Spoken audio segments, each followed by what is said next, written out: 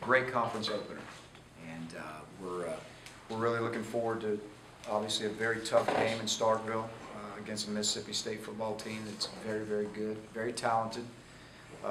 7 returning starters on defense, arguably, with guys with a lot of experience, a very experienced offensive line, a great host of receivers and tailbacks, very talented guys in the return game. Jonathan Banks back there is a punt returner.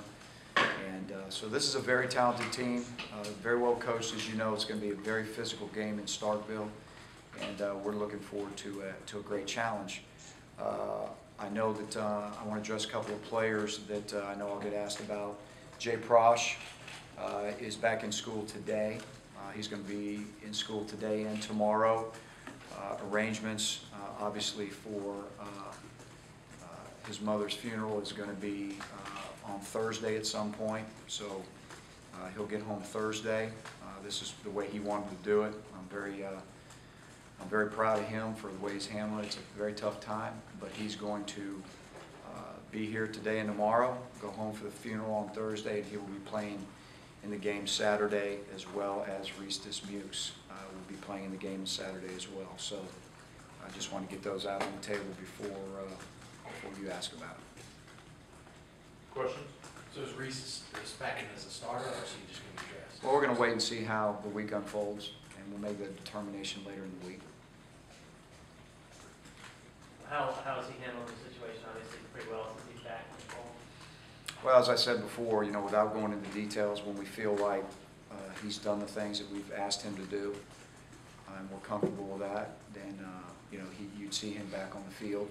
Our main thing with all of our student athletes is to make sure that we're giving them a chance to succeed. So we have a very comprehensive plan overall moving forward so that Reese can go in a positive direction.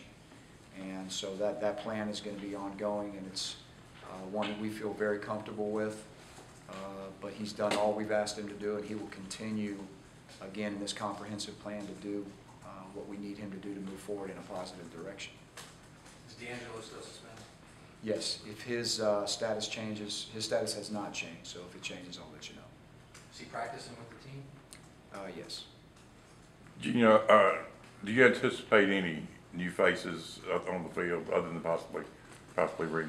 There's ongoing competitions everywhere, Phil, and that's, again, we've had one game to evaluate what we thought were our starters in game 1, and we expect a lot of improvement from game 1 to game 2.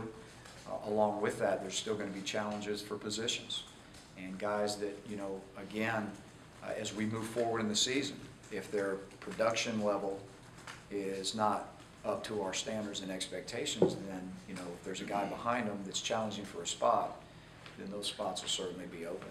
But, again, we saw a lot of room for improvement as we broke the film down. And so there's a lot of guys got to up their level of play. How did Jay play in his first Auburn game Saturday? Jay did well. Obviously, he's like the rest of our team. There's great room for improvement for him. But overall, for his first game in this offense, doing things that he needs to do to help us win, he was about on level with everybody else. Did some nice things and did some things that we certainly need to improve at. Are Threezy and Enrique Florence, are they ready to play if needed? Again, those are guys that right now are in backup spots and backup roles, but going back to what we just talked about, if you're in a backup role, you're still challenging for a position. And so both of those guys are in a position where they need to keep working and challenging for them. I mean, there's nothing to keep them from being able to play it.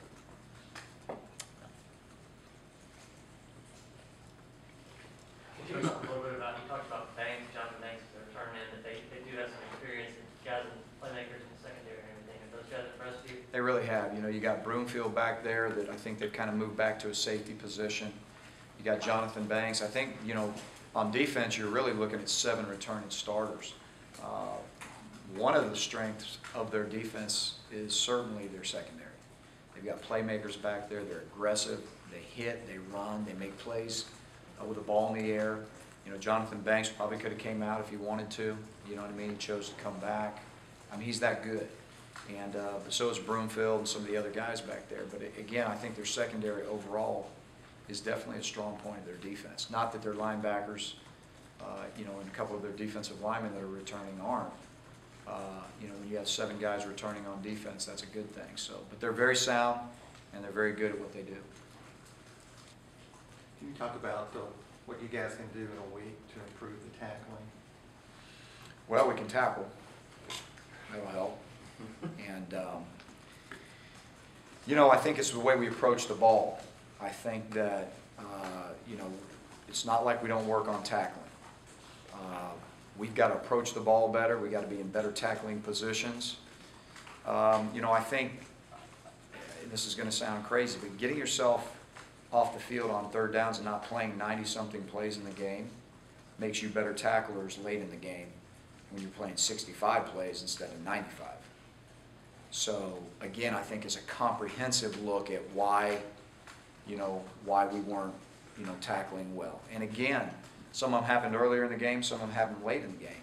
But, you know, the bottom line is approaching the ball, approaching the ball carrier, everybody coming at the right angles, nobody stopping when you think the guy may be down, and finishing the tackle. I think those are all issues that not only we have addressed, but we'll continue to address this week.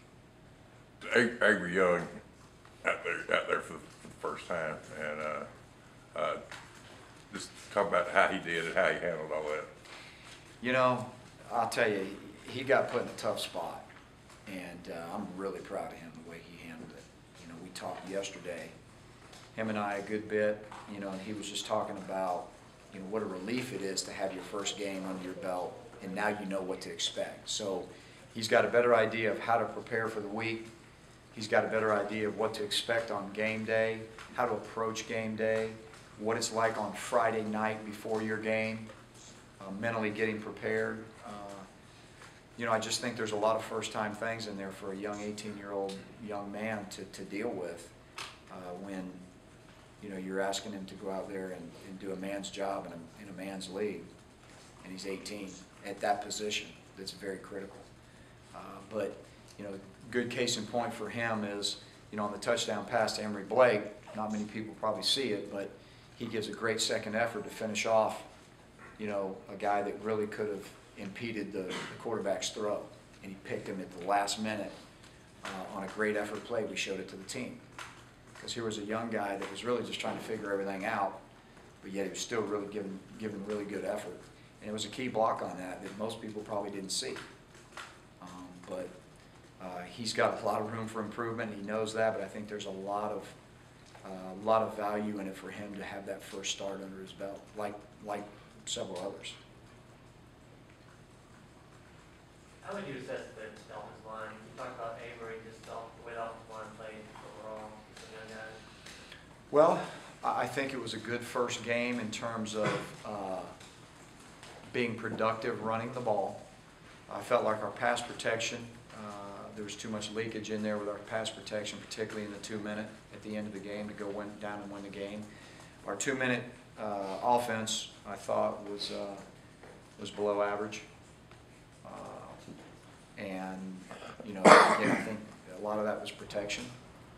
And, but it wasn't just protection. You know, it was everybody. It was routes being run, it was quarterback decisions, it was protection in the 2 minutes. But overall, very happy that we have a good starting point with a lot to learn from and a lot of great teaching moments for our offensive line for the first time that they've been together on game day. And I think that we can all see that there's a very good future for those guys if they'll continue to improve. And I think they feel that. I feel like they think, I think they're very confident right now that they see, you know, when it was mediocre, why. And I think they see a great future as well moving forward. That's going to require a lot of work. But overall, good starting point, not great, but we'll continue to improve.